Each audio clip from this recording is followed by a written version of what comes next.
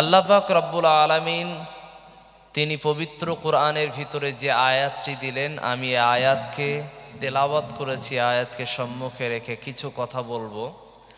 জাহান্নামী নারীর পরিচয় এ সম্পর্কে সংক্ষিপ্তে কিছু কথা বলবো।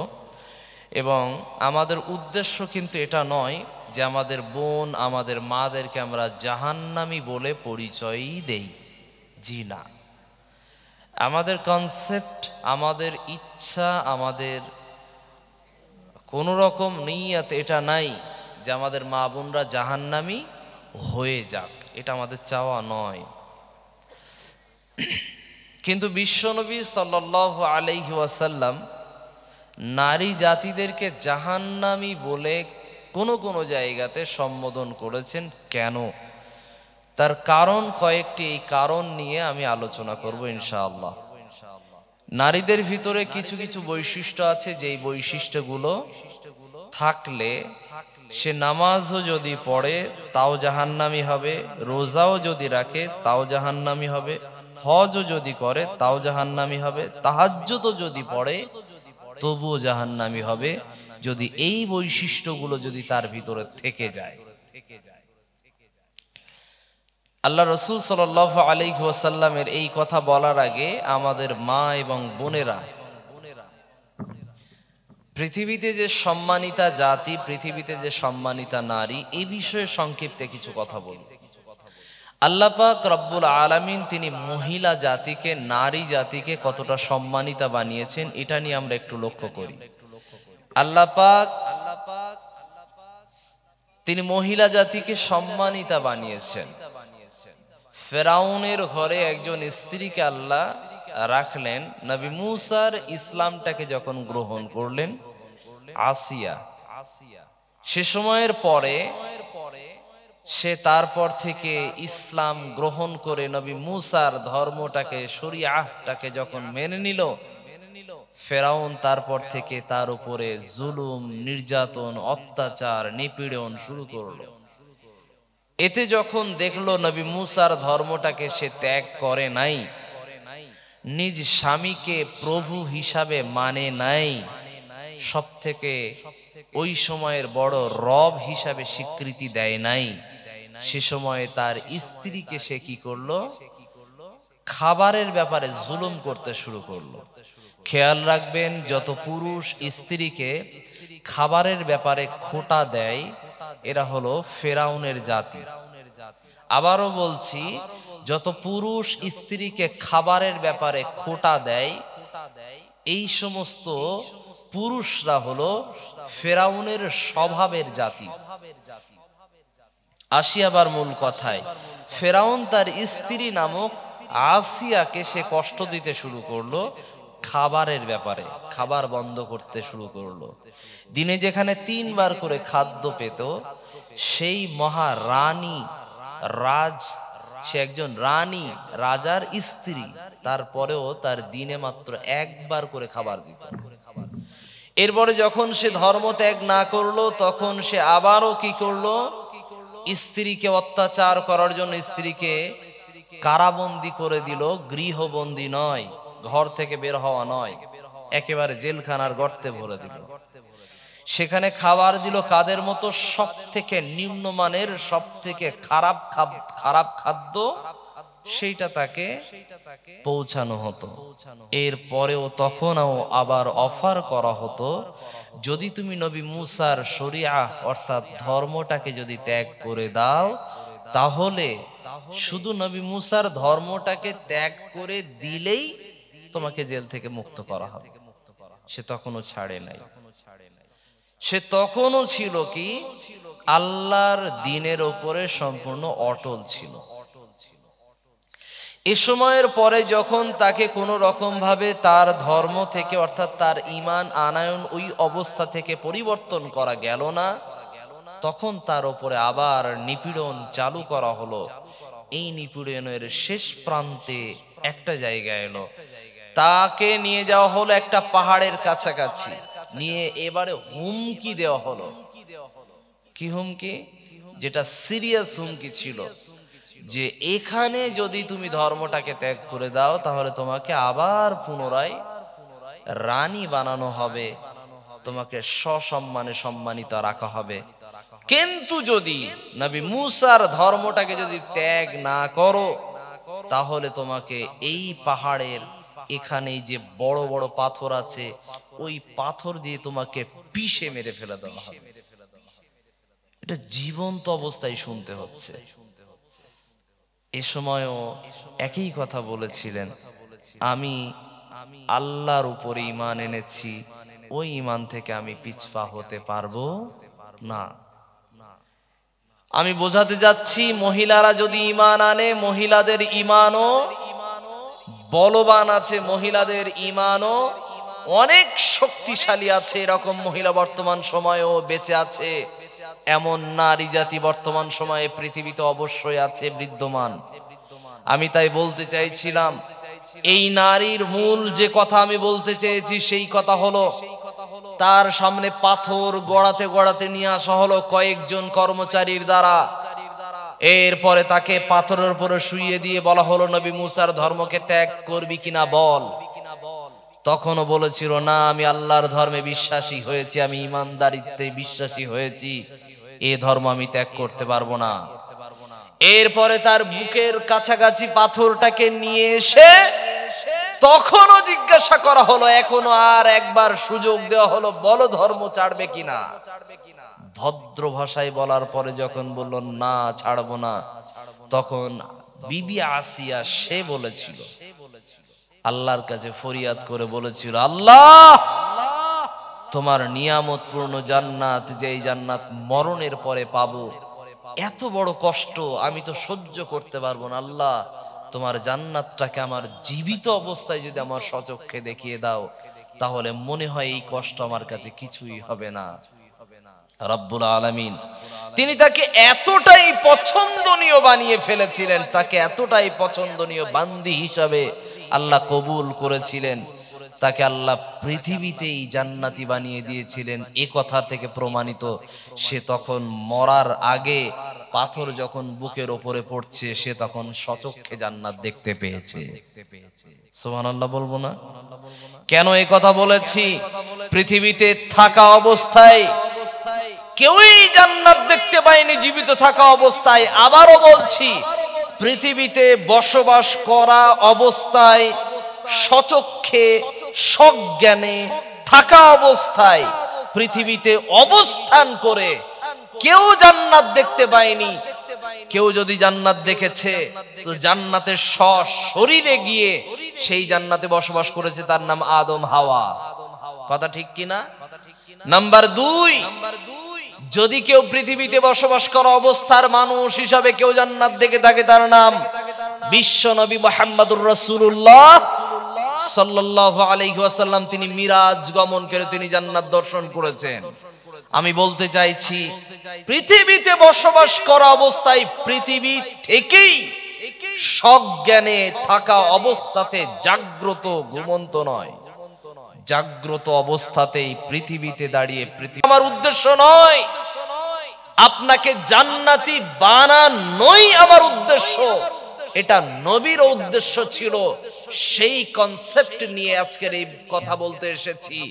82 নাম্বার কথায়, যদি সম্মানিতা নারী হিসাবে যদি কাউকে দেখতে চান, তাহলে পৃথিবীতেই আল্লাহ পাক রব্বুল ইজ্জত এমন একটা মানুষকে সম্মানিতা বানিয়েছিলেন, ওই মানুষটার নাম খাদিজা রাদিয়াল্লাহু আনহা।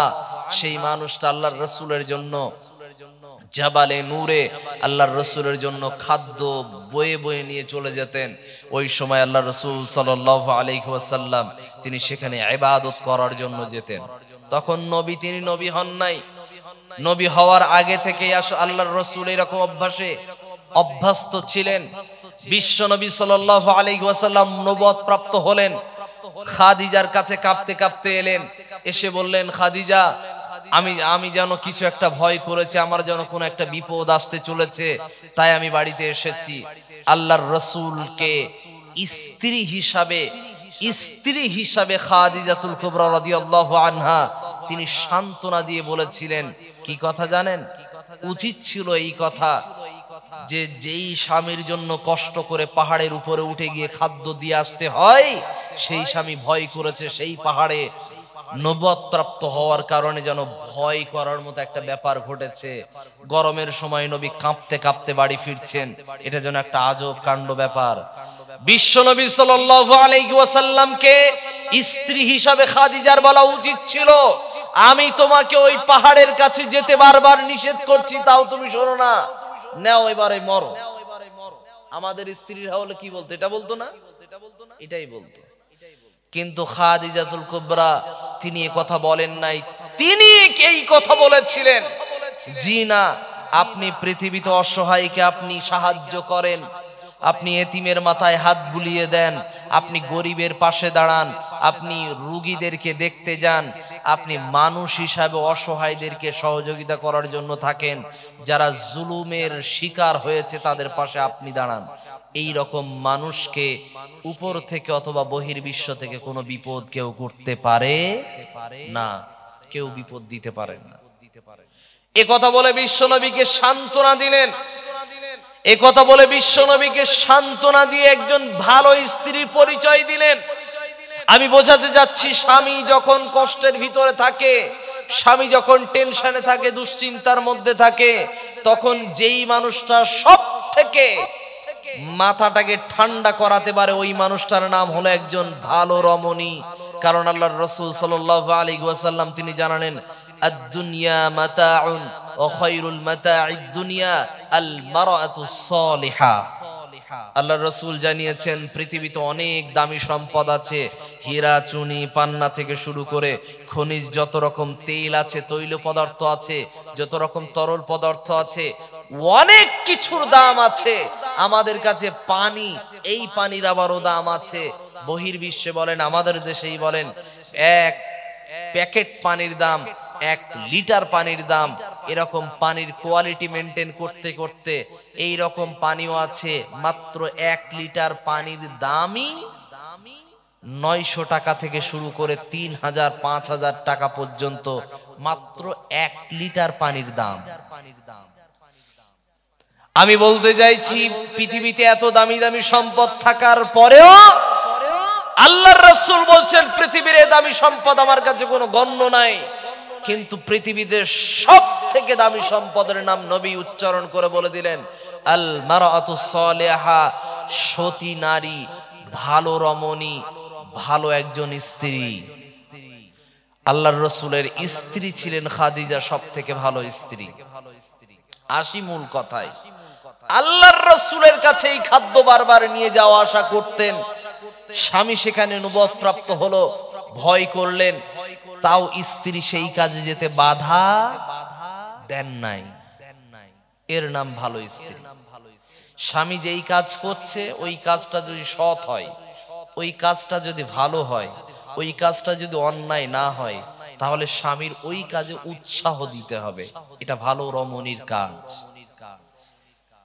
এই সময় আল্লাহর রাসূল সাল্লাল্লাহু আলাইহি ওয়াসাল্লাম সেখানে ইবাদতে মগ্ন থাকার পরে খাদিজা সেখানে বারবার খাদ্য নিয়ে যাওয়া আসা করতেন। এই কষ্টটাকে আল্লাহ পাক রব্বুল ইজ্জত এতটাই পছন্দনীয় ভাবে নিয়ে নিলেন। আল্লাহ পাক রব্বুল আলামিন খাদিজাতুল কুবরা রাদিয়াল্লাহু আনহা তিনি খাদ্য নিয়ে যাচ্ছেন বিশ্বনবীর কাছে। এই সময় আল্লাহ পাক তিনি জিবরাইল আলাইহিস সালাতু ওয়াস সালামকে দিয়ে পাঠিয়ে দিলেন, জিবরিল চলে যাও নবীর দরবারে, নবীর কাছে চলে যাও, ওই যে আসছে খাদিজা, তাকে আমি আল্লাহর পক্ষ থেকে তুমি সালাম পৌঁছিয়ে দাও। খেয়াল করে রাখবেন, পৃথিবীতে কোনো মানুষকে আল্লাহ আসমান থেকে স্পেশাল ভাবে কোনো মানুষকে আল্লাহ সালাম পাঠান নাই, শুধুমাত্র একজন নারী জাতিকে পাঠিয়েছেন, তার নাম খাদিজা। আমি আপনাকে বলছি, রমণী নারী আপনি পৃথিবীর দামি সম্পদ, এটা আল্লাহ বলেছেন। আল্লাহ আপনাদেরকে আল্লাহ সালাম পাঠিয়েছেন। আল্লাহ আপনাদের পায়ের তলায় জান্নাত রেখেছে, পুরুষের পায়ের তলায় আল্লাহ জান্নাত রাখেন নাই। তাই বলছি, আপনি সম্মানিতা জাতি, আপনি জান্নাতি রমণী, আপনি জান্নাতি হতে পারবেন, এই বিশ্বাসেই আমরা বিশ্বাসী। আপনাদেরকে আমরা জাহান্নামী বলতে আসিনি। এরপরেও যারা মনে করবেন আমি জান্নাতি হতে চাই, তাহলে নিজেকে সংশোধন করতে হবে। কি কি থেকে? আল্লাহর রাসূল বলছেন, আল্লাহর রাসূল কারীম সাল্লাল্লাহু আলাইহি ওয়াসাল্লাম তিনি বললেন, খারাজা রাসূলুল্লাহ সাল্লাল্লাহু আলাইহি ওয়াসাল্লাম ফি আযহা আও ফিতর, আল্লাহর রাসূল সাল্লাল্লাহু আলাইহি ওয়াসাল্লাম ঈদুল ফিতরের দিনে অথবা ঈদুল আযহার দিনে আল্লাহর রাসূল তিনি মহিলাদের নিকট থেকে তিনি পেরিয়ে যাচ্ছিলেন। এমন সময় আল্লাহর রাসূল বললেন, ফামাররা আলান নিসাই ফাকালা ইয়া মা'শারান নিসাই তাসাদ্দাকনা ফাইন্নী উরিতুকুন্না আকসারা আহলিন নার। আল্লাহর রাসূল সাল্লাল্লাহু আলাইহি ওয়াসাল্লাম তিনি জানালেন, ও নারী জাতিরা, তোমাদেরকে আমি মিরাজে গমন করে আমি দেখেছি তোমরা বেশি বেশি জাহান্নামের ভিতরে আছো, তোমরা জাহান্নামের ভিতরে বেশি সংখ্যায় সীমাবদ্ধ আছো।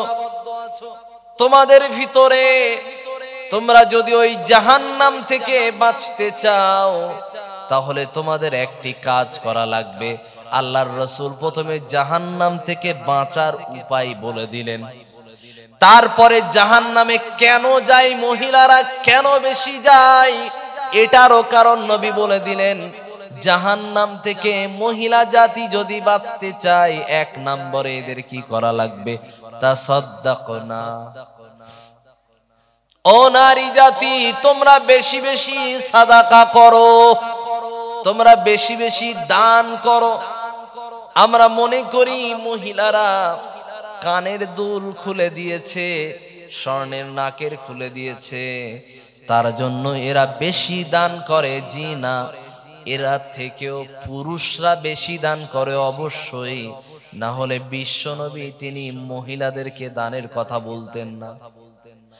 স্পেশালি ভাবে মা বোনদের উদ্দেশ্যে বলি, আপনাদের কানের দুল পর্যন্ত সীমাবদ্ধ নয়, 200-100 পর্যন্ত সীমাবদ্ধ নয়। এর পরেও যদি আপনার সামর্থ্য যদি আরো বড় থাকে, আরো বেশি যদি থাকে, তাহলে আপনি দ্বীনের খাতিরে মাদ্রাসার জন্য, কোরআনের জন্য, হাদিসের জন্য আপনি সাদাকা করতেই থাকেন। ওই রকম সাদাকা করতে থাকবেন যেই সাদাকাকে বলা হয় সাদাকায়ে জারিয়া। এই দানের কারণে আপনার জাহান্নাম থেকে মুক্ত হওয়ার সুযোগ আপনি পেয়ে যাবেন।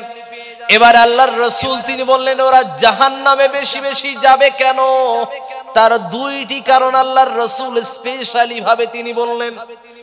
এক নাম্বার, আল্লাহর রাসূল তিনি বললেন, মহিলা জাতিরা এবারে বিশ্ব নবীকে জিজ্ঞাসা করলেন, ও নবী, আমরা জাহান্নামে বেশি থাকবো তার অন্যতম তো কোনো কারণ আছে, কারণটা স্পেশাল ভাবে একটু বলেন।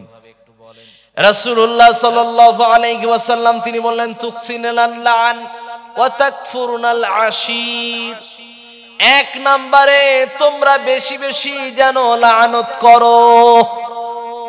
তোমরা সর্বসময় তোমাদের ভিতরে এই বৈশিষ্ট্য দেখা যায়, তোমরা একে অপরকে যেন সর্বসময় তোমরা লানত করতে থাকো। কখনো স্বামীর উপরে তোমরা অভিশাপ দাও, কখনো সন্তানকে তোমরা অভিশাপ করো, আবার কখনো তোমরা তোমাদের বাবাদেরকে অভিশাপ করো। ওদের কি হয়েছে? আলোচনা শেষ করে দেবো? শেষ করে দেবো? আলোচনা খারাপ লাগছে না ভাষা বুঝতে অসুবিধা হচ্ছে?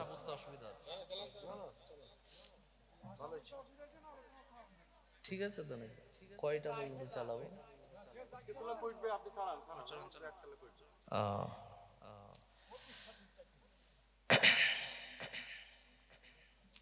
আল্লাহর রাসূল সাল্লাল্লাহু আলাইহি ওয়াসাল্লাম তিনি নারী জাতিদের দিকে লক্ষ্য করে তিনি বললেন, তোমরা বেশি বেশি অভিশাপ দেওয়ার কারণে তোমরা জাহান্নামী হবে, বেশি বেশি লানত করার কারণে তোমরা জাহান্নামী হবে। তোমরা স্বামীদেরকেও লানত করতে ভুল করো না, তোমরা তোমাদের সন্তানদেরকে তোমরা অভিশাপ দিতে ছেড়ে দাও না, তোমরা তোমাদের বাবাদেরকে পর্যন্ত অভিশাপ দিতেও ভুলে যাও না। তোমরা ওই রকম জাতি, এর কারণেই তোমরা জাহান্নামে যাবে।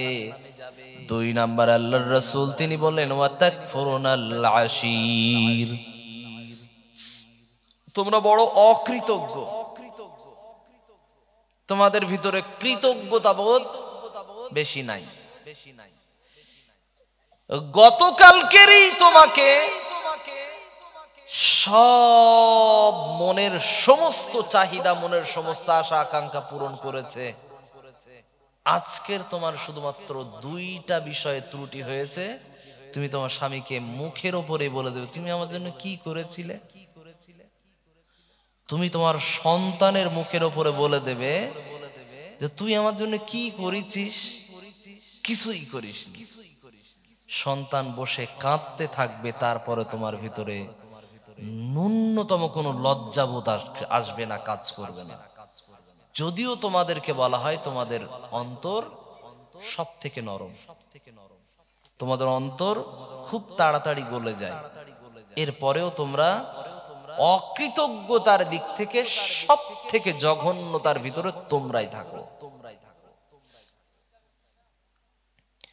মহিলাদের ভিতরে অকৃতজ্ঞতা এতটাই বেশি থাকে, এরা এমনটা হয়ে গেছে, রমজান মাসের ঈদের সময়ে সন্তান কিনে দিয়েছে জামা কাপড়, স্বামী কিনে দিয়েছে জামা কাপড়, জামাই কিনে দিয়েছে জামা কাপড়, এতজন দেওয়ার পরেও ওর বাড়িতে বৌমা আছে, ওই বৌমার বাপের বাড়ি থেকে কিছু দেয়নি। তাই ও তখন বৌমার কাছে গিয়ে বলছে, বৌমা আমার মেয়ের বাড়িতে তার শাশুড়িকে সবকিছু দিয়েছে, ওদের বাড়ির সবাইকে সবকিছু দেওয়া হয়ে গেছে, তোমার বাপের বাড়ি থেকে কিছু দেয়নি, মনে হয় তোমার আব্বাদের একটু দেনাদুনি হয়ে গেছে, ঋণে জর্জরিত আছে, তাই মনে হয় এবছর দেবে না, তাই না? আচ্ছা বলেন তো, এর এতজন দেওয়ার পরে এর এখনো পেট ভরেনি,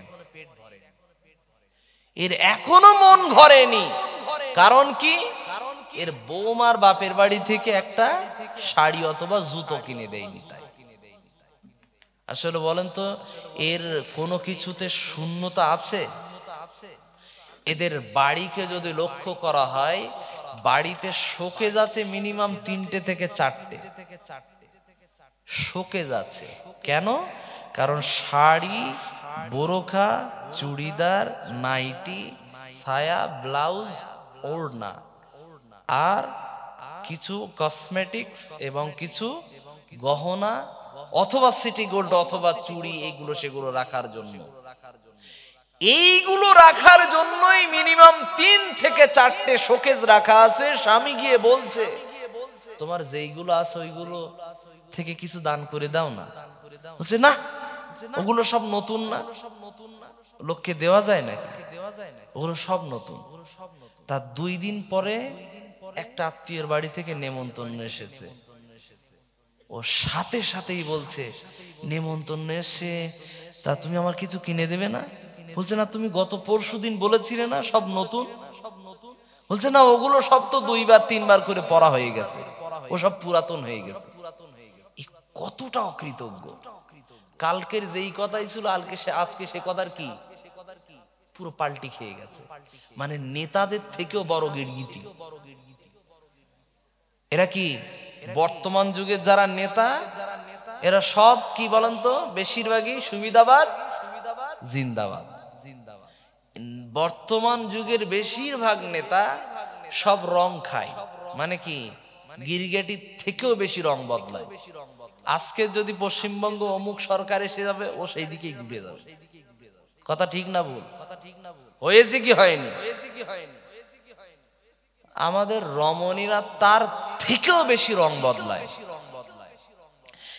এ দেখবেন, স্বামীর যদি কোন রকম বদনাম শুনতে পেয়েছে, কার কাছ থেকে? শাশুড়ির মুখ থেকে। তোমার মা কি খারাপ। কেন? না, তোমার মা খুব তোমারে নিয়ে বদনাম করে।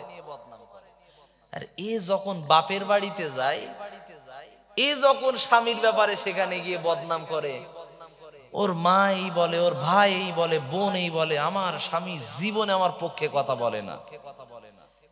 এইটুকুর জন্য স্বামীর মায়ের বাপের বাড়িতে, নিজের বাপের বাড়িতে গিয়ে যত বদনাম সব করে। আচ্ছা বলেন তো, এখানে সম্পূর্ণভাবে সব থেকে বড় নিরীহ মানুষ, তার সেই মানুষটার নাম কি?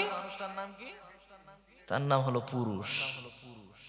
এই অবলা মানুষটা না পারে স্বামীর মানে শ্বশুর বাড়িতে ভালো থাকতে, না পারে নিজের মায়ের কাছে বাবার কাছে ভালো হতে। আমি বোঝাতে চাচ্ছিলাম এ দুই দিকেই সম্পূর্ণভাবে স্বামীর কাছে নামও কেনে আবার স্বামীকে বদনামও করে। এখানে আমি বলতে চাইছি মাও বদনাম করবে, স্ত্রীও বদনাম করবে, ভাইও বদনাম করবে, বোনও বদনাম করবে। তারপরে আমি মানুষ হিসাবে, আমি একজন সৎ মানুষ হিসাবে আমার দায়িত্ব আমি পালন করে যাব মরণ পর্যন্ত। কথা ঠিক কিনা? এটাই বাস্তবতা। আল্লাহর রাসূল কারীম সাল্লাল্লাহু আলাইহি ওয়াসাল্লাম তিনি বলেন ওয়া তাকফুরুনাল আশীর, মহিলারা অকৃতজ্ঞ হওয়ার কারণে জাহান্নামে যাবে। বিশ্বনবী সাল্লাল্লাহু আলাইহি ওয়াসাল্লাম তিনি বললেন এরা যদি লাম তুসাল্লি, এরা যদি নামাজও পড়ে, ওয়ালাম তাসুম, এবং যদি রোজাও রাখে, তারপরেও এরা জাহান্নামে যাবে। কথা আমি বলিনি, এই কথা বলছেন বিশ্বনবী সাল্লাল্লাহু আলাইহি ওয়াসাল্লাম। আল্লাহর রাসূল সাল্লাল্লাহু আলাইহি ওয়াসাল্লামের এই কথা আমরা পেয়ে যাব কোথায়? সহিহুল বুখারীর 304 নাম্বার হাদিসের ভিতর আমরা স্পষ্টভাবে পেয়ে যাব ইনশাআল্লাহ। 80 এর পরে আমাদের বোনদের ভিতরে জাহান্নামে যাওয়ার কয়েকটি আরেকটি কারণ আমরা লক্ষ্য করি। আমাদের বোনেরা যখন বাড়ির ভিতরে থাকে তখন এরা তাদের স্বামীদেরকে এভাবে কথা বলে, আজকের আমি রাস্তা দিয়ে যাচ্ছিলাম তো মুখ দেবর আমারে দেখে বলেছে ভাবি তোমারে আজকে যা লাগছে না। এই কথা বলার পরে ওর পুরো মন খারাপ হয়ে গেছে। কেন? আচ্ছা ভাবিরও যদি এটা প্রশংসা করে, ভাবির কি হওয়া দরকার ছিল? খুশি হওয়া না?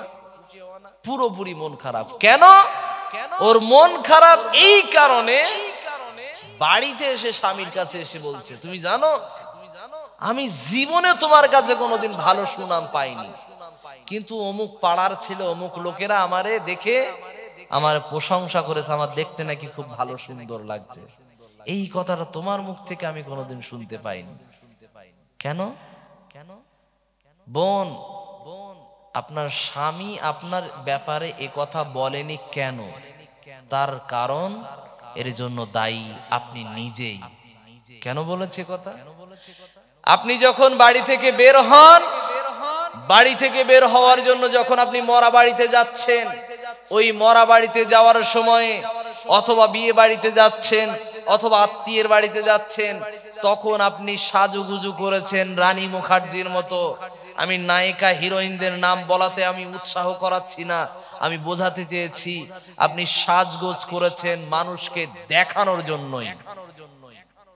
যদি আপনার সাজগোজটা থাকতো স্বামীকে দেখানোর জন্য, আপনার স্বামী নিশ্চিত আপনাকে দেখে প্রশংসা করত, আপনাকে দেখে সুন্দর বলতো, ভালো বলতো, আর অনেক কিছু আপনার ব্যাপারে অ্যাপ্রিসিয়েট করত। কিন্তু আপনি সে ব্যাপারে তো উৎসাহ দেননি স্বামীকে। আপনি বাড়িতে থাকেন রানু মণ্ডল আর রাস্তায় বের হন রানী মুখার্জি, তো আপনার স্বামীকে আপনাকে প্রশংসা করে? আপনাকে দেখে প্রশংসা করেন। এই জন্যই বলছি বাড়িতেই সাজগোজ করেন, রাস্তাতে সাদামাটা ভাবেই চলে ঘুরে বেড়ান। 2 নম্বরে এইখানে এই কথা বলার কারণ আল্লাহর রাসূল বলছেন মহিলারা জাহান্নামী হবে। এর কারণ কি? নিসাউন কাসিয়াতুন আরিয়াতুন মুমিলাত আল মাইলাত। আল্লাহর রাসূল বললেন এরা এমন অঙ্গভঙ্গি নিয়ে ঘুরে বেড়াবে, এমন পোশাক পরিধান করে ঘুরে বেড়াবে যেমন ভাবে কি থাকবে, এদের চুল থাকবে উঁচু, চুল অথবা বের হয়ে থাকবে, চুলগুলো শ্যাম্পু করে একদম সম্পূর্ণ খোলা অবস্থায় বহর রেখে মানুষকে দেখানোর জন্য ঘুরে বেড়াবে। এরপরে এদের পুরো যেন শরীরের সম্পূর্ণ পোশাকটা এমন থাকবে, পা কেমন, হাত কেমন, পিঠ কেমন, শরীরের গঠন কেমন, এটা মানুষকে দেখিয়ে বেড়াই। যদিও সে পোশাক পরেছে, তার পোশাক পরার পরেও তার শরীরের কোনো উঁচু নিচু কিছুই ঢেকে থাকে না, সম্পূর্ণ স্পষ্ট বোঝা যায়। এর কারণেই তো সে বলেছে যে ভাবি তোমার যে 3টে বাচ্চা, তোমার শরীর দেখে মনেই হয় না তোমার 3টে বাচ্চার মা তুমি। পর পুরুষ আপনাকে দেখে কথা বলতে পারে কি করে যে আপনি 3 বাচ্চা 4 বাচ্চার মা? এটা বিশ্বাস হয় না, বলে কি করে? এই জন্যই বলেছে আপনি এমন অঙ্গভঙ্গি নিয়ে ঘুরে বেড়ান, মানুষের কাছে নিজেকে উপস্থাপন করেছেন, সে নিজে থেকে সাজ এইভাবে আপনার জন্য গচ্ছিত করেছে শব্দমালা। আমি আপনাকে বলছি এই সাজগোজ, এই সুন্দর শরীরের যে সমস্ত পোশাক আপনি যতটুকু সৌন্দর্যমণ্ডিত করবেন, এটা মাত্র স্বামীর জন্য করেন, এটা সুন্নাত হিসাবে আদায় হয়ে যাবে। এই জন্য আল্লাহ রাসূল সাল্লাল্লাহু আলাইহি ওয়াসাল্লাম তিনি বলছেন, এরা যখন রাস্তায় বের হবে, মহিলারা বের হবে, তো এদের পোশাক পরবে, কিন্তু পোশাক পরার পরেও এরা নিজেরা অপরের দিকে আকর্ষিত হবে, আবার অপরকে নিজের দিকে আকর্ষিত করবে। মানে মহিলারা যে অপরকে শুধুমাত্র আকর্ষিত করে এমনটা নয়, এরা এই সমস্ত পোশাক পরে নিজে অপর দিকে আকর্ষিত হওয়ার জন্যই। এই জন্যই বলছি মহিলার জাহান্নামী হওয়ার কারণ হিসাবে হবে এদের পোশাকের ভিতরে শালীনতা না থাকা, পোশাকের ভিতরে অশালীন পোশাক পরা। এই জন্যই বলছি মহিলাদের ভিতরে পর্দার প্রয়োজন। এই পর্দার কথা বলতে গেলেই আমাদের ভিতরে বহু নারীবাদী যত রকম মহিলা আছে, এরা বলে যত দোষ মহিলাদের, মহিলারা পোশাক ভালো করলেই ধর্ষণ কমে যাবে। জিনা, পুরুষদেরও দায়িত্ব আছে। পুরুষদের পোশাকের যেমন মহিলাদের পোশাকের জন্য যেমন বলা হয়েছে, পুরুষদের নজরকে অবনত রাখার জন্য, নিচু রাখার জন্য, পুরুষদের নজরে পর্দা রাখার জন্য আল্লাহর রাসূল সাল্লাল্লাহু আলাইহি ওয়াসাল্লাম তিনি আইন করেছেন, বিধান দিয়েছেন। তাই আসি আমরা পুরুষরাও সংযত হই, নারীরাও সংযত হই, সমাজ সুশীল সমাজ তৈরি হয়ে যাবে, আদর্শ পরিবার তৈরি হয়ে যাবে এবং আমরা আদর্শ সমাজ পেয়ে যাব ইনশাআল্লাহ। আল্লাহর রাসূল কারীম সাল্লাল্লাহু আলাইহি ওয়াসাল্লাম তিনি বললেন, মহিলাদের ভিতরে কুরুচিপূর্ণ অশালীন অশ্লীল ভাষা এদের ভিতরে থাকার কারণে এরা জাহান্নামী হবে। আল্লাহর রাসূল সাল্লাল্লাহু আলাইহি ওয়াসাল্লাম তিনি জানালেন, আয়াতুল মুনাফিকি সালাস। আল্লাহর রাসূল সাল্লাল্লাহু আলাইহি ওয়াসাল্লাম বললেন, মুনাফিকের ভিতরে বাহ্যিক দৃষ্টান্ত স্বরূপে স্পষ্ট পাওয়া যাবে মুনাফিকের নমুনা। এর ভিতরে যেটা মুনাফিকদের ভিতরে পাওয়া যাবে, ওয়া ইযা খাসামা ফাজারা। আল্লাহর রাসূল জানালেন, এরা যখনই তর্ক বিতর্কে লিপ্ত হয়ে যায় তখন এরা গালিগুলোজ করে, কুরুচিপূর্ণ ভাষা ব্যবহার করে। এই রকমের কারণে এরা খারাপ ভাষা ব্যবহার করার কারণে আল্লাহর রাসূল সাল্লাল্লাহু আলাইহি ওয়াসাল্লাম এদেরকে বললেন, এরা যে জাহান্নামী হবে এদের ভাষার কারণে। মেয়েরা কথা বেশি বলার কারণেই জাহান্নামী হবে। মেয়েরা কম কথা বলার কারণে এরা স্বামীর হাতে মার খায় না। এরা কথা বেশি বলার কারণে কি হয়? স্বামীর হাতে মার খায়। এরকম একটা ব্যাপার নিয়ে দেওবন্দি একজন আলেম, তার কাছে একটি প্রশ্ন এসেছে। তার নাম আশরাফ আলী থানবী রাহমাতুল্লাহ আলাইহি। তিনি একটি ঘটনা উল্লেখ করতে গিয়ে তার কাছে একজন প্রশ্ন নিয়ে এসেছে যে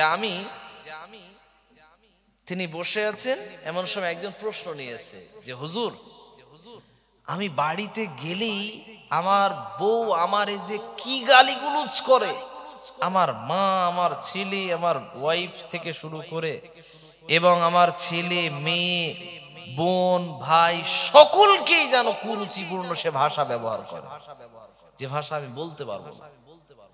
তো হুজুরের কাছে বলার পরে হুজুর বলল, তো কি হয়েছে? এটা সব বাড়িতেই তো কম বেশি ঘটে। বলার পরে বলল, না হুজুর, আপনার বাড়িতে তো এরকম ঘটনা ঘটে এটা বিশ্বাস করি না, কিন্তু আমার বাড়িতে বড্ড বেশি বাড়াবাড়ি হয়। তো বললো, এর জন্য তুমি কিছু ব্যবস্থা করো না? বললো, হুজুর প্রতিদিনই তো মারি। বললো, মারো তো ঠিকই তো আছে, তো সমস্যা কি? তাও বন্ধ হয় না? বললো না হুজুর, তাও বন্ধ হয় না। তো কি করতে চাচ্ছ? বলছে হুজুর আমি মারটা বন্ধ করতে চাচ্ছি। বলছে তা মার বন্ধ করে দাও। বলছে হুজুর তাও তো পারি না। গালিগুলো বন্ধ করার জন্য মারে, এই মারার পরে এখন এর মনে কি লেগেছে? দরদ লেগেছে যে আমার বউরে আর মারবো না। এ কথা বলার পরে হুজুর তখন বলল মারটা তো বন্ধ করলেই হয়। বলল হুজুর মার তো বন্ধ করতে পারছি না, ওটার উপায়টা বলেন, কিভাবে মারটা বন্ধ করব? হুজুর তখন বলল তুমি যখন বাড়িতে যাবে, দরজা খুলবে যখন, তখন তুমি ধরেই নেবে তোমার সামনে একটা কুত্তা এসে ঘেউ ঘেউ করছে। এই কুত্তা যখন ঘেউ ঘেউ করে তুমি তখন কি করো? হুজুর তখন হাত ইশারা মেরে অথবা মুখ দিয়ে কিছু ইশারা করে কুত্তাকে সরিয়ে নিজের কাজে চলে যায়। হুজুর তুমি এইভাবে বাড়িতে ঢোকার সময় মিচকি মিচকে গোপে হাসবে, মনে মনে হাসি হাসি ভাব রাখবে, কিন্তু কোন রকম ভাবে রিয়াকশন দেখাবে না, না মারতে যাবে না গালিগুলোজের উত্তর দেবে, কিছুই না। বলে হুজুর তাহলে বন্ধ হয়ে যাবে তো? বলে হ্যাঁ, দেখবে তার 2 দিন পরে রেজাল্ট পেয়ে যাবে। ও সত্যিই বাড়িতে গিয়েছে। বাড়িতে যাওয়ার পরে সামনে যেই স্ত্রী এসে গালিগুলো শুরু করেছে, উল্টো পাল্টা কথা বলতে শুরু করেছে, অভিযোগের খাতা শুরু করেছে খুলতে, এ তখন দেখলো সারাদিন তো বন্ধ হবে না এই টেপ রেকর্ডার, এ বন্ধ করতে গেলে তাহলে হুজুর যেটা বলেছে ওই অপশন এখানে মারতে হবে। যেই বকতে শুরু করেছে ও মনে করেছে কি এটা কি কুত্তা। বউ তখন কুত্তা হয়ে রয়েছে, বউ তো জানেই না আমারে কি মনে করেছে। ও চুপচাপ হাসতে হাসতে ঘরের ভিতরে চলে গেছে। বউ তখন চুপচাপ খানিক সময় বলার পর একটু ঠান্ডা হয়েছে। এতদিন এত বলা বলি, আমার তো এতক্ষণ মেরে দুমড়ে দেয়, আজকে মারলো না কেন? মানে মারলেও দোষ, না মারলেও দোষ। এ মার খেয়েছে এতদিন, এ একরকম অশান্তিতে ছিল, এখন মারছে না তার জন্য কি আবার অশান্তি। এ ঘরে ঢোকার পরে স্ত্রী কিছু বলি, তারপরের দিন সেম ঘটনা, যখন আস্তে আস্তে হাসতে হাসতে ঘরের ভিতরে চলে যাচ্ছে, স্ত্রীর তখন খুব রাগ হয়ে গেছে। এই, প্রতিদিন আমারে ধরে মারো, আজকে আর মারো না কেন? তখন কথা বলতে বাধ্য হয়েছে, তোর প্রতিদিন মারি, এখন মার বন্ধ করে দিয়েছে, তোর ভালো লাগছে না? বলছে না, ভালো তো লাগছেই না, মারো না মারো, অন্তত কিছু তো বলবে। আমি যে গালাগালি দিচ্ছি, আমি যে উল্টো পাল্টা বলছি, এর কোনো রিয়াকশন নেই, আমারে কি মানুষ মনে হয় না? বলছে না, কি মনে হয় ওটা তো আর বলবো না, ওইটা বললেই তো জ্বালাতনে পড়ে যাবে, না মানুষ মনে হয় না বলে ঘরে ঢুকে গিয়েছে। তারপরের দিন সেম ঘটনা, দরজা খুলেছে, উল্টো পাল্টা যত রকম অভিযোগ সব শুরু করেছে, স্বামী ঠিক হাসতে হাসতে ঘরের ভিতরে ঢুকে গিয়েছে। এ তখন স্বামীর কাছে, তোমার আজকের খবর আছে, তুমি আমার মারো না বকো না, শুধু হাসতে হাসতে ঘরের ভিতরে চলে যাও, আসলে ঘটনা কি? বলো না, ঘটনা বললে তুমি আমার উপর আরো রেগে যাবে, তোমার গালাগালি 5 গুণ বেড়ে যাবে। বলো না, তাও তোমার বলতে হবে, না বললে আমি তো থাকতে পারছি না। এই শোনার জন্য এবারে কি করলো, স্বামীকে যখন প্রেসার ক্রিয়েট করলো, তারপরে স্বামী তখন বলল হুজুরের কাছে গিয়েছিলাম, তোমারে যে প্রতিদিন মারি আমারে খুব মায়া হয়, তোমার যাতে না মারা লাগে তার জন্য হুজুরের কাছে গিয়েছিলাম তাবিজ তাবা চাইতে। হুজুর বলল কোনো তাবিজ লাগবে না, আমি যেটা বলে দিচ্ছি এইটা আমল করলে ওইটাই তাবিজ হয়ে যাবে। তো হুজুর কি বলেছে তোমার তাবিজে? বললো হুজুর বলেছিল যখন আমি ঘরে ঢুকবো, ঘরে ঢোকার সময় আমার সামনে একটা কুত্তা এসে ঘেউ ঘেউ করবে, তারে যেন আমি কিছু না বলি। যখন শুনেছে স্ত্রী, হ্যাঁ তুমি আমারে কুত্তা মনে করো, এরপর থেকে স্ত্রী আর কোন সময়ে ওই অভিযোগের খাতা আর কুরুচিপূর্ণ মন্তব্য আর গালিগুলো যত কিছুই আছে কোনো কিছুই সেদিন থেকে আর বলে না, বলা বন্ধ হয়ে গেল। তখন সেই হুজুরের কাছে আবার ফিডব্যাক নিয়ে 1 সপ্তাহ পরে হাজির হলো, হুজুর আপনার তাবিজে খুব কাজ হয়েছে। কি কাজ হয়েছে? হুজুর সে আমার স্ত্রী গালাগালি করা বন্ধ করে দিয়েছে। কেন? স্ত্রীকে মারনি? বলল না হুজুর, আপনি যা বলেছিলেন ওই মতন আমল করেছি, সব বন্ধ। বলতে চাইছি এদের ভিতরে অভ্যাস আছে, এরা কুরুচিপূর্ণ আচরণ করে, কুরুচিপূর্ণ ভাষা ব্যবহার করে, এই কারণেই এরা জাহান্নামে থাকবে। আল্লাহর রাসূল সাল্লাল্লাহু আলাইহি ওয়াসাল্লাম বললেন এরা এই কারণে জাহান্নামে থাকবে।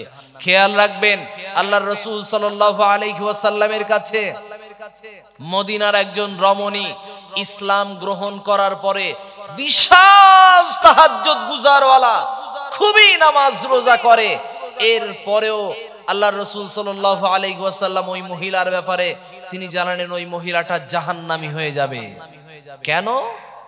মৃত্যুবরণ করার পরে তার ব্যাপারে বিশ্বনবী বলছেন ওই মহিলা জাহান্নামী হবে। এর মানে কি আল্লাহর রাসূল গায়েব জানতেন? তাই না? তাই? জি না। আল্লাহর রাসূল তিনি বাস্তবতা বলেছিলেন। বাস্তবতাটা কি? আল্লাহর রাসূল সাল্লাল্লাহু আলাইহি ওয়াসাল্লাম তিনি জানিয়েছিলেন যেই ব্যক্তি তার পড়শির সঙ্গে, প্রতিবেশীর সাথে সুন্দর ব্যবহার, সুন্দর ভাষা ব্যবহার করে সেই মহিলা জান্নাতি। কিন্তু এই মহিলা তাহাজ্জুদ গুজার হওয়ার পরেও, নামাজ কালামের হওয়ার পরেও, কোরআন তেলাওয়াত করনে হওয়ার পরেও, রোজা রাখনেওয়ালি হওয়ার পরেও এর মুখের ভাষা ছিল জঘন্য, প্রতিবেশীর সঙ্গে ভাষা ব্যবহার ভালো ছিল না। এই কারণে রাসূলুল্লাহ তার বাস্তবতায় তাকে বুঝিয়ে বলেছিলেন এই মহিলা জাহান্নামী। 2 নম্বরে আরেকটি মহিলা, মদিনার আরেকটি বাসিন্দা মহিলা, সে ইসলাম গ্রহণ করার কয়েকদিন পরে সে মৃত্যুবরণ করেছে।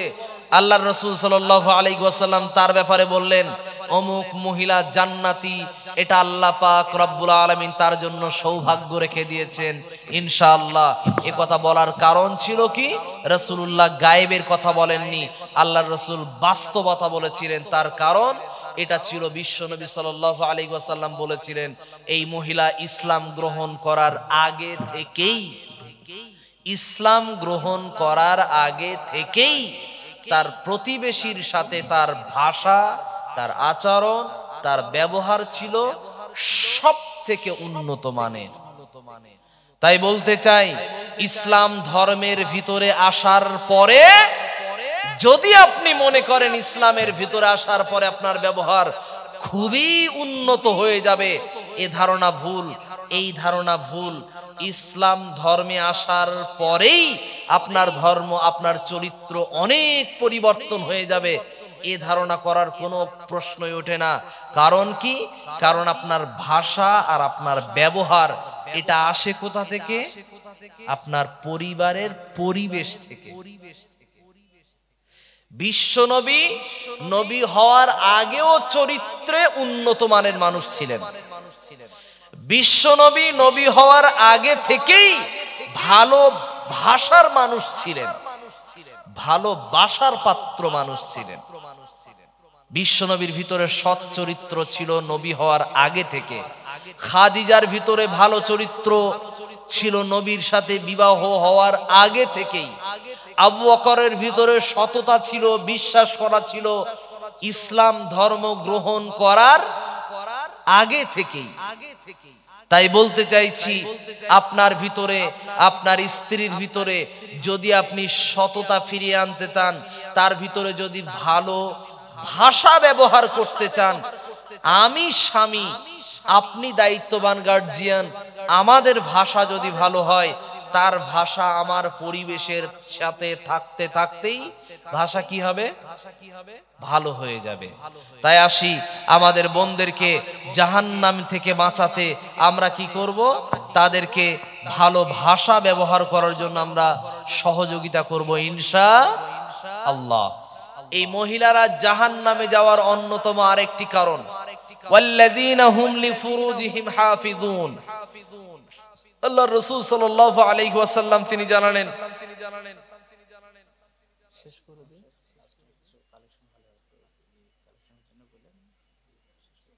ও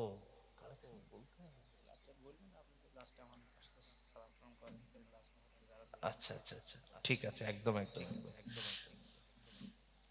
মহিলাদের ভিতরে লজ্জাস্থান হেফাজত করার ব্যাপারে আল্লাহ রাসূল সাল্লাল্লাহু আলাইহি ওয়াসাল্লাম তিনি বললেন, ওয়াল্লাযীনা হুম লিফুরুজিহিম হাফিজুন।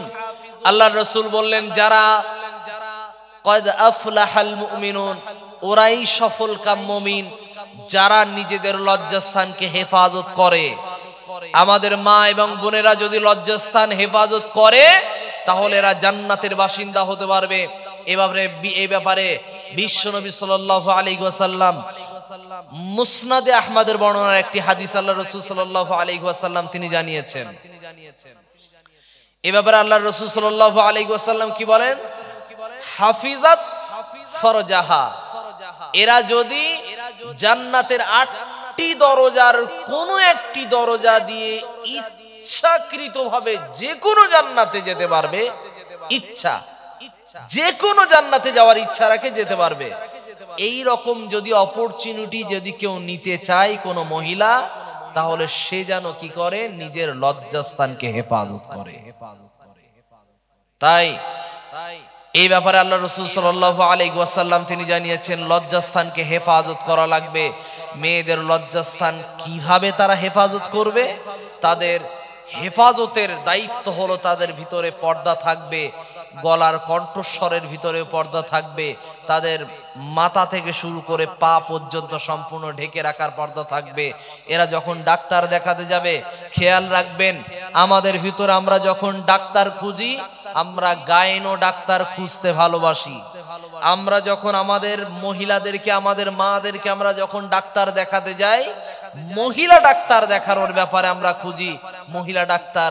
খেয়াল রাখবেন মুসলমান, আমরা আমাদের কন্যাদেরকে পড়াশোনা থেকে বিরত রাখবো না, আমরা আমাদের কন্যাদেরকে ডাক্তার বানানোর জন্য প্রস্তুতি বেশি বেশি নেই। কেন এ কথা বলেছি? আমরা আমাদের কন্যাদেরকে বিবাহের পরে তাদেরকে ডাক্তার বানানোর প্রয়োজন আছে, এই কনসেপ্ট আপনার ভিতরে রাখতে হবে। এই কারণেই, কারণ হিন্দুদের ভিতরে বা আমি অন্যান্য ধর্মের মানুষদেরকে আমি ছোট করছি না, আমার উদ্দেশ্য এটা নয় তাদেরকে ছোট করা। আমার উদ্দেশ্য আমার জাতিকে, আমার স্বজাতিকে, আমার নিজস্ব জাতি যে এই কাজ থেকে সম্পূর্ণ বিরত আছে, তার জন্য এদেরকে এই কাজে যেন উৎসাহ হয়, এদের ভিতরে যেন উৎসাহ থাকে, বিদ্যা অর্জন করা, শিক্ষা অর্জন করা, সামাজিক কাজ করা, সামাজিক এই সোশ্যাল ওয়ার্কার, এরকম কাজের ভিতরে মহিলাদের দ্বারা মহিলাদের কাজ করানো যায়। এই রকম কাজের ভিতরে একটি কাজের নাম কি? তার নাম হলো নার্স হওয়া, তার নাম হলো ডাক্তার হওয়া, তার নাম হলো মাস্টার হওয়া। মহিলাদের শিক্ষিতা হওয়ার প্রয়োজন আছে, যার মর্মে একজন ব্যক্তি আছেন, একজন মহিয়সী রমণী আছেন, তার নাম আয়েশা রাদিয়াল্লাহু আনহা। তিনি ছিলেন মহিলাদের ভিতরে অনেক হাদিস মুখস্থধারী একজন মহিলা। তাই বলতে চাইছি, মহিলাদের শিক্ষিত হওয়ার ব্যাপারে যদি আমরা এগিয়ে রাখি আমাদের বোনদেরকে, আমাদের মেয়েদেরকে, তাহলেই আমরা কি পাবো? আমাদের মা এবং বোনদের লজ্জাস্থান হেফাজত করার ব্যাপারে আরো সুন্দর ব্যবস্থা করতে পারবো। বাচ্চা হওয়ার সময় অথবা পেটে বাচ্চা এসেছে তার আগে যত রকম কর্মসূচি হবে, সমস্ত চিকিৎসা আমরা আমাদের ধর্মের বোনদের দ্বারা, ডাক্তারদের দ্বারা, চিকিৎসকদের দ্বারা আমরা কি করতে পারবো? সেবা নিতে পারবো। তাই আসি, আমরা আমাদের বোনদের যদি লজ্জাস্থান হেফাজত করার দায়িত্ব নিতে পারি, তাহলে তাদেরকে জাহান্নাম থেকে বাঁচানোর সহজ উপায় আমরা খুঁজে পাবো ইনশাআল্লাহ। আমাদের বোনদের ভিতরে আরেকটি, এদের ভিতরে অনেক বড় একটা সব থেকে খারাপ এবং জঘন্য একটা অভ্যাস আছে, তার নাম হলো পরনিন্দা করা, পরচর্চা করা। এরা যদি সুযোগ পায়, তিনজন মহিলা যদি এক জায়গায় জড়ো হয়ে যায়, এই জায়গায় জড়ো হওয়ার কারণে এদের যদি মুখে সেলুটেপে যদি লাগিয়ে দেন, ফেবিকুইক আঠা লাগিয়েও যদি দিয়ে দেন, তারপরে এরা ইশারায় অন্তত গল্প করা বন্ধ করে দেবে। আমি এই কথা কেন বলেছি? এরা মহিলারা এক জায়গায় হলে হয় শাশুড়ির বদনাম করে, না হলে বৌমার বদনাম করে, না হলে যে কোনো কারোর বদনামে লেগেই থাকে। অথচ বদনামটা করছে কার? নিজেরা নিজের পরিবারেই বদনাম অন্য কারো কাছে করছে, নিজের আত্মীয়র বদনাম অন্য কারো কাছে করছে, এটাকে বলে পরনিন্দা। তাই আসি আমাদের বোনদেরকে উদ্দেশ্য করে বলছি, আপনারা জাহান্নামে যাবেন তার কারণ হলো আপনাদের ভিতরে পরনিন্দা পরচর্চা বেশি থাকার কারণে আপনারা জাহান্নামী হবেন। এই কথা থেকে ছোট্ট আর একটি শিক্ষণীয় কথা, এই কাজ বর্তমান সময়ে আমাদের মসজিদ থেকে বের হয়েছে মুসল্লিরা, বের হওয়ার পরপরই যেই ইমাম সাহেবের পিছনে নামাজ পড়েছে তার সম্পর্কেই মসজিদ থেকে বের হয়েই সমালোচনা করতে করতে বাড়ি যায়। এ কথা সত্য না মিথ্যা? আছে না নাই? বহু আছে। আপনি স্বীকার করেন বা না করেন, এ গ্রামে থাক বা না থাক, এই রকম রোগ, এই মেয়েলি রোগ, মহিলাদের রোগ বর্তমান সময়ে কার ভিতরে ঢুকেছে? পুরুষ নামক চাচাদের ভিতরে ঢুকেছে। এই চাচাদের নাকি বিকেল বেলাও কাজ থাকে না, সন্ধ্যায়ও কাজ থাকে না, এদের নাকি কোনো সময় কোনো রকম ব্যস্ততা নাই, সব সময় নাকি এরা ফ্রি টাইম। এই ফ্রি টাইম থাকার কারণে চায়ের দোকানে গিয়ে বসে অথবা যেখানেই বসে শুরুই করে প্রথমে কি দিয়ে? পরনিন্দার পরচর্চা দিয়ে। আল্লাহ রাসূল এদের ব্যাপারে পবিত্র কোরআনের ভিতরে আল্লাহ পাক জানিয়েছেন, যদি নিজের জীবদ্দশায় একটা ভাইকে যদি জবাই করে তার কাঁচা গোশত যদি চিবিয়ে খাবলে খাবলে যদি খাওয়ার ইচ্ছা হয়, তাহলে পরনিন্দার মতো এরকম কাজ করো। আমি বলতে চাইছি, যারা পরনিন্দার মতো জঘন্য কাজ করে, নিজের জীবন্ত ভাইকে জবাই করার পরে তার গোশতটাকে ছিঁড়ে খাবলে খাবলে খাওয়ার মতো এই রকম জঘন্য কাজ হলো পরনিন্দা করা। তাই আসি বলতে চাইছিলাম পুরুষদের ব্যাপারেও এবং আলেমদের ব্যাপারে এইরকম আমরা দেখতে পেয়েছি বর্তমান সময়ে এই মঞ্চ থেকেই বদনাম করা হয় আলেমদেরকে। এক আলেম আর এক আলেমকে বলে জাহান্নামী, এক আলেম আর এক আলেমকে বলে বেদাতি, এক আলেম আর এক বক্তাকে শুরু করে দেয় কাফের, মুশরিক, বেদাতি, জাহান্নামী। একে অপরের ঢিল কাদা ছোড়াছড়ি, নিজ মাসলাকেরই লোক তার কাছে ডাইরেক্ট ফোন করে কথা বললেই সমাধান হয়ে যায়। কিন্তু তা করবেন কি করবে? এই মঞ্চ কাঁপাবে, মানুষকে কি করবে? বদনাম করানোর জন্য উৎসাহিত করবে। আপনি আর একজন আলেমকে অমুক জায়গা থেকে কি কথা বলেছে সেই বক্তব্য আপনি এই মঞ্চে এসে যদি বলেন, এই এলাকার মানুষের সেটা কি কোনো রকম সংশোধন করার কিছু পারবে? করতে পারবে? জি না, কিছুই করতে পারে না। এর পরেও বক্তার এই রকম কাজ অবিরত ভাবে আমরা দেখতে পেয়েছি, এই কাজগুলো করে যায়। এইগুলো থেকে আমরা প্রত্যেকেই, এই কাজ থেকে আমরা আলেম, মুসল্লি, মহিলা, পুরুষ উভয়ই পরনিন্দা নামক জঘন্য কাজ থেকে আমরা বিরত থাকবো ইনশাআল্লাহ। আল্লাহ তুমি আমাদের সকলকে তৌফিক দাও, আমিন।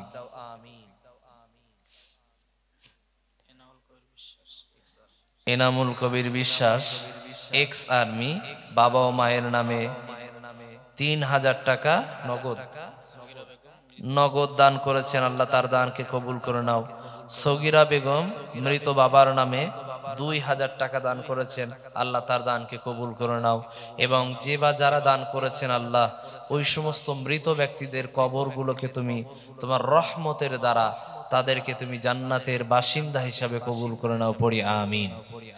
আমাদের বোনদের ভিতরে আমরা দেখেছি, এদের ভিতরে ইহুদি নারীদের কয়েকটি বৈশিষ্ট্য আছে। আন্নানা, এরপর আল্লাহ রাসূল সাল্লাল্লাহু আলাইহি ওয়াসাল্লাম তিনি বললেন কি? কান্নানা। এরপর আল্লাহ রাসূল তিনি বললেন মান্নানা, হান্নানা। এভাবে 7টি বৈশিষ্ট্য আছে। আমি কয়েকটি মাত্র বলে পুরো আলোচনাকে আমি সীমাবদ্ধ করে সমাপনী করব ইনশাআল্লাহ। সংক্ষিপ্ত করছি। আল্লাহ রাসূল তিনি বললেন, রাসূল সাল্লাল্লাহু আলাইহি ওয়াসাল্লামের কথাতে যদি আমরা আসি, আন্নানা, এরা কি করে? স্বামীর কাছে প্রয়োজনের থেকেও বেশি দাবি করে। নিজের যতটুকু প্রয়োজন তার থেকেও বেশি বেশি দাবি করে। যদি ঈদের সময়ে কোনো কারণ ভাবে, বিবাহের সময়ে অথবা আত্মীয় স্বজনের বাড়িতে যাওয়ার সময়ে যদি কোনো কিছু প্রয়োজন হয়, সেই প্রয়োজনের মোতাবেক তার মাকে যদি কিনে দেয়, এর মন অসন্তুষ্ট হয়ে যায়। এই মহিলার ভিতরে ইয়াহুদীদের বৈশিষ্ট্য ঢুকে পড়েছে। এই মহিলা জান্নাতি হওয়া সহজ নয়, এই মহিলার জাহান্নামী হওয়া সহজ। আল্লাহ রাসূল সাল্লাল্লাহু আলাইহি ওয়াসাল্লামের ওই কথা থেকে যদি আরো লক্ষ্য করি, এরা শুধুমাত্র নিজের জন্যই স্বামীকে খরচ করাতে বাধ্য করে, অন্যের জন্য অর্থাৎ স্বামীর ভাইয়ের জন্য খরচ করতে দিতে চায় না, স্বামীর বাবার জন্য খরচ করতে দিতে চায় না, স্বামীর মায়ের জন্য খরচ করতে দিতে চায় না, স্বামীর বোনের জন্য খরচ করতে দিতে চায় না। এরা শুধুমাত্র নিজের বাবার জন্য খরচ করো, আমার মায়ের জন্য খরচ করে দাও, আমার বোনের জন্য একটু বেশি গিফট কিনে দাও, জামা কাপড় কিনে দাও, আমার বোনের ছেলে মেয়ের জন্য কিছু কিনে দাও।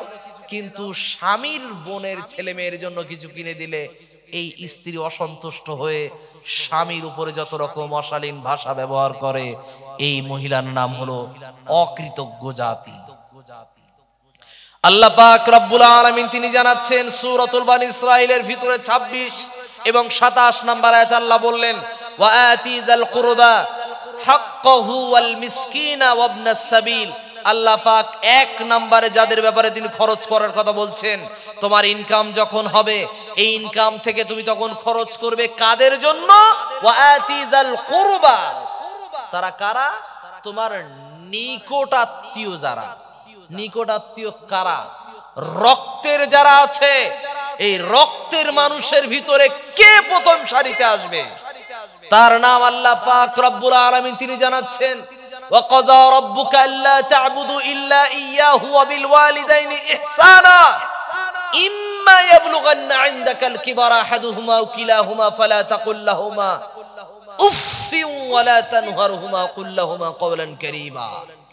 আল্লাহ পাক তিনি জানাচ্ছেন, আমি আল্লাহর ইবাদত ছাড়া কারো ইবাদত করবে না। এটা আমি আল্লাহর সিদ্ধান্ত। খেয়াল রাখবেন, আল্লাহর গোলামি করা, আল্লাহর দাসত্ব করা, আল্লাহর কাছেই সর্বসময় মাথা নত করা, এটা আল্লাহর কি? এটা আল্লাহর কি? ইবাদত। এটা আল্লাহর কি? ইবাদত। এরপরে আল্লাহ দ্বিতীয় আরেকটি ইবাদত শিখিয়ে দিলেন। সেই ইবাদতটা আমরা পুরুষরা করতে চাইলেও আমাদের বহু পুরুষের স্ত্রীরা এটা করতে দিতে চায় না। আমাদের স্ত্রীরাই আমাদেরকেই জাহান্নামী বানায়। কেন এই কথা বলেছি? কারণ আল্লাহ পাক বললেন দ্বিতীয় ইবাদতের নাম, আল্লাহর নামে, আল্লাহর কাছে, আল্লাহর জন্য মাথা নত করা, গোলামি করার পরে এটা আল্লাহর ইবাদত। দুই নাম্বার আল্লাহ আরেকটি ইবাদতের কথা বললেন, অবিল ওয়ালিদাইনি ইহসানা, মা বাবার প্রতি ইহসান করতে হবে, এটা হলো ইবাদত। মুসলমান, আল্লাহর রাসূল বলছেন, হুমা জান্নাতুকা ওয়া হুমা নারুকা, মা তোমার জান্নাত, বাবা তোমার জান্নাত। মা তোমার জাহান্নাম, বাবা তোমার জাহান্নাম। আমরা সকলে এই কথাই বিশ্বাস করি। মায়ের পায়ের তলায় জান্নাত আমরা যে কথা বলি, এই হাদিসটার ব্যাপারে অনেক মুহাদ্দিস বলছেন যঈফ হাদিস। আমি যঈফ হাদিস হোক, সহিহ হাদিস হোক, এই কথার দিকে আমি না গিয়ে, আমি বিতর্কের দিকে আমি না গিয়ে, যদি আমি মূল কথাতে আসি, আল্লাহর রাসূল এই কথা বলেছেন। একজন সাহাবী এসে জিজ্ঞাসা করলেন, ইয়া রাসূলুল্লাহ, আমার খেদমত, আমার পক্ষ থেকে খেদমত পাওয়ার অধিকার কে বেশি রাখে? আল্লাহ রাসূল তখন স্ত্রীর কথা বলেননি। রাসূল প্রথমে কার কথা বললেন? মা। দ্বিতীয়বারে মা, তৃতীয়বারে মা, চতুর্থবারে আব্বা, বাবা। এইখানেও কিন্তু আল্লাহ রাসূল অন্য কারো কথা বলেননি। তাই বলতে চাইছি, এই জায়গাতে আল্লাহর রাসূল তিনি বোঝাতে চেয়েছেন, পৃথিবীতে যদি ইহসান করতে হয়, কারো ব্যাপারে যদি খরচ করতে হয়, এক নম্বরে সেই ব্যক্তি দুটোর নাম আসবে, তার নাম হলো মা এবং বাবা। প্রথম নম্বরে স্ত্রী, নয়। খেয়াল রাখবেন, আপনি স্ত্রী হিসাবে আপনার স্বামীকে আপনি বাধ্য করেছেন। ঈদের সময় বাবার মাথার টুপি পরিবর্তন হয় না, ঈদের সময় বাবার পায়ের জুতো পরিবর্তন হয় না। তুমি সন্তান, তোমার মতো সন্তান থাকার থেকে না থাকাই ভালো ছিল। কেন এই কথা বলেছি? বাবা দুঃখ করে মানুষের কাছে গিয়ে বলে, বাবা আমার একটা টুপি কিনে দেবে? টুপির দাম কত বাপ? টুপির দাম মাত্র 50 থেকে 100 টাকা। বাবার মাথার টুপি কিনে দিতে পারো না তুমি? তোমার মতো সুসন্তান তোমাকে বলবো? তুমি তো জঘন্য সন্তান। তুমি সন্তান হওয়ার কোনো যোগ্যতাই তোমার ভিতরে নাই। এজন্যই বলছি, স্ত্রী, আপনি আপনার স্বামীকে জাহান্নামী বানিয়েছেন, আপনিই বানিয়েছেন, এবং আপনি নিজেও জাহান্নামে পতিত হয়েছেন। আপনি কাকে দেখাচ্ছেন জান্নাতি পরিবার হিসাবে নিজেকে পরিগণিত করতে? আপনি এইভাবে আশা করেন আপনার সন্তান ভালো হবে? না। জমিন সবকিছু ভিডিও করে, জমিন সবকিছু রেকর্ড করে রাখে। এই সিসিটিভি তোমাকে সব ফেরত দেবে। তুমি যেমনটা তোমার স্বামীর দ্বারা তার মা বাবার সাথে আচরণ করিয়েছো, তোমার সন্তানও সব দেখে দেখে তোমার কাছ থেকে পরিবেশ শিখেছে। তোমার পুরুষ সন্তান, বেটা সন্তান তোমাকে সেম ব্যবহার তোমার কাছে তোমাকে ফেরত দেবে। তাই বলি, আপনার পরিবার যাতে সুশৃঙ্খলিত হয়, আপনার পরিবার যাতে আদর্শবান পরিবার হয়, সেই কথা বলতে আমি এই কথা বলেছি। মা এবং বাবার জন্য তোমার স্বামী জান্নাত পাবে। সেই স্বামীকে তুমি বলেছো তোমার আর ভাইরা তো খেতে দেয় না, তোমার আর ভাইরা তো তোমার মা বাপকে ওষুধ কিনে দেয় না, তোমার আর ভাইরা তো ঈদের সময় জামা কাপড় কিনে দেয় না। যত ব্যথা তোমার, যত সমস্যা তোমার হয়েছে, তোমার মা বাবাকে তোমাকে একলাই দেখতে হবে। বোন, বিনীতভাবে আপনার কাছে হাত জোড় করে অনুরোধ করে বলি, আপনার ওই শাশুড়ি মাকে আপনি মনে করেন আপনার কন্যা, আপনার ওই শ্বশুরটাকে মনে করেন আপনার একটা সন্তান। যদি এই দুটো মনে করেন না, ওদেরকে দেখতে কোন রকম হিংসাত্মক কোনো কথা আপনার মনে, আপনার মাথায় জায়গা হবে না। তাই আসি, আপনার শাশুড়িকে আপনি কন্যা মনে করেন, নিজের মেয়ে মনে করেন। আপনার শ্বশুরটাকে আপনার বেটা মনে করেন। ওদেরকে সেইভাবে সুন্দর করে আগলে যত্ন রেখে দেন, দেখবেন আপনার সন্তানরা আপনার কাছ থেকেই শিখেছে। আপনার সন্তানরাও দেখবেন আপনাকে ওইভাবেই আগলে রাখবে। জীবনে আপনার কপালে কোনোদিন দুঃখ আসবে না মরণের সময়ে। বৃদ্ধাকালে, বৃদ্ধ বয়স আপনার স্বামীকে কেউ কখনো তুচ্ছ তাচ্ছিল্য করবে না, কারণ আপনি মা, আপনার কাছ থেকে আপনার সন্তান শিখেছে। এজন্যই তো আমরা কথাই বলি, শিশুর শিক্ষা কার কোলে? মায়ের কোলে। মায়ের কাছ থেকে সন্তান শেখে, বাবার কাছ থেকে সব শেখে না। তাই মা, আপনি ভালো হন, তাহলে আপনার পরিবার জাহান্নামী হবে না, পরিবারটাই পুরো জান্নাতি পরিবার হয়ে যাবে ইনশাআল্লাহ।